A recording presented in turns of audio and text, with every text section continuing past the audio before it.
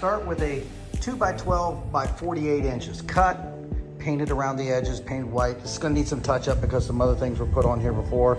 But for the most part, we'll sand some of this down, maybe put a little bit more white on it. And then that white board, we're gonna do a little bit of hand painting and some possible rattle can right here. And we'll do some etching, which is laser etching, like right into the surface once that white is completely dry. And then we'll do some vinyl letters here in the middle. So you're gonna have 3 different things going on in this one sign. Very simple to do.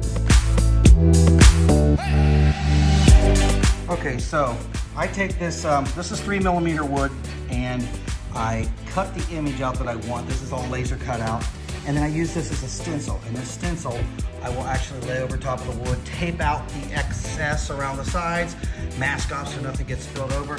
And then that is a hand-painted version of, for instance, this Facebook logo, which is cut out. Now the cool thing is, and you can use that as stencils too, is you can take the cutout itself, and it becomes a stencil to use. You can use it as a stencil on multiple places, or you can use the reverse cutout, which is the way I did it on these, that I actually put this sign together. You can see that I just kind of taped them onto there. So there's a lot of versatility to it. The cool thing is when you get done with these cutouts, if you want to, I did a cutout of the QR code as well, so it's pretty strong. And so you can match these up, and you get a dimensional sign, cut a hole in the top and drill it, and it will pretty much so be the ongoing sign. And you can see that the paint's still wet. It's a hand-painted Facebook logo. Put the board in my machine here, and we're about to hit the framing. This shows where the other image is going to be on this board.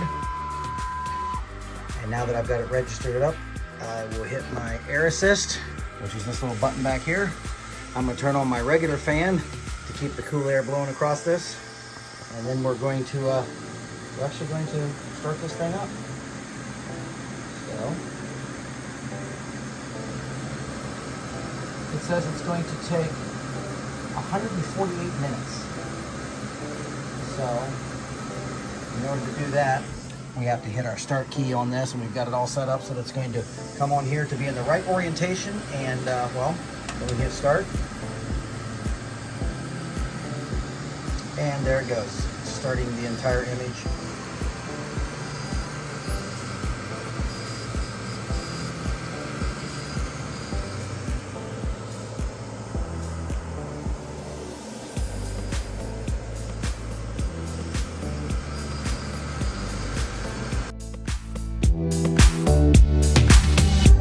Black vinyl, and cut these on the Cricut, and then weed these out. And once these are weeded out and I get all the middle parts of the letters out, then I put this painter's tape on.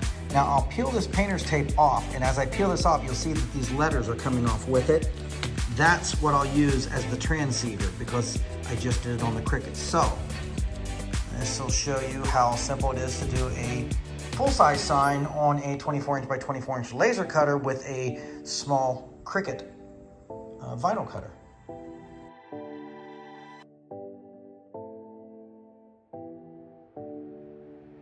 This is the lower piece, and it's laying on top of this. I'll peel this one off first, and as it peels off, you can see that it wants to pull the letters off. So I'm just taking that off, and then I'll go in and I'll take my burnisher, and I will burnish these down. Then I'll pull up the next tape. So if you see here, I pulled it at an angle, a real hard angle to the surface. That way it doesn't pull too much of the letter up, and it gives me the opportunity to go back in and burnish those letters down. So just a nice, slow, even pull across the letter. And this one I pulled the opposite way, so I actually pulled the tape up and away from the letters. Still at a real hard angle. You can see it's just about flat with the surface of the board here, and that allows it to let those letters stick to the board. And that's, peel all this off and make sure that we don't pull the letters away, and burnish them down, and we'll be done with this side. And then when it's complete, you get this full version of the sign. So cool part is you have the hand-painted version down here, which is basically rattle can, spray paint, the vinyl letters, and laser etching. And what would cost, which we were bid at many stores, of in excess of $200 to do this outside sources. Just doing it inside sources with the right equipment, you can do this for probably about half that. I mean, when you look at materials and costs and such. Time-wise, may take you a little bit longer, but especially for this, when it is a donation to a not-for-profit organization, that really makes sense to do something like that. So there it is, and that's what it looks like.